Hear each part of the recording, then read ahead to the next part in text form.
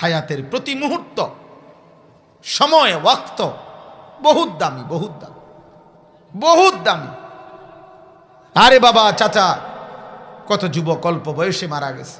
আপনারে আল্লাহ 60 বছর বানাইছে।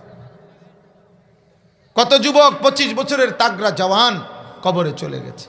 আল্লাহ আপনাকে 60-65 বছর হায়াত দিছে। কত লম্বা সুযোগ দিছে। 60 বছরে কতগুলো জুমা, 60 বছর 5 ওয়াক্ত নামাজের হিসাব করলে কতগুলো নামাজ।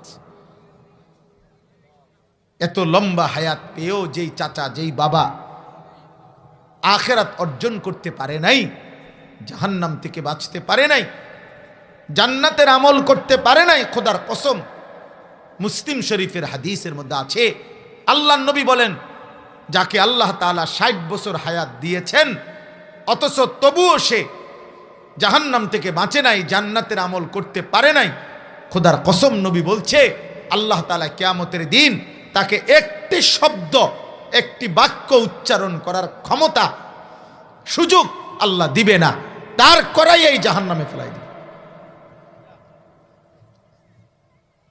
আযারাল্লাহু ইলা মরিইন আখারা উমরাহু হাত্তা বালাগা 60। এটা হাদিস। 60 মানে 60। কোন কথা বলে জিগাইতো না, ফেরেশতার বলবে মার, তারে মার, বুড়ারে মার, ফালা জাহান্নামে ফালা। কোনো কথা নাই, কোনো কথা নাই।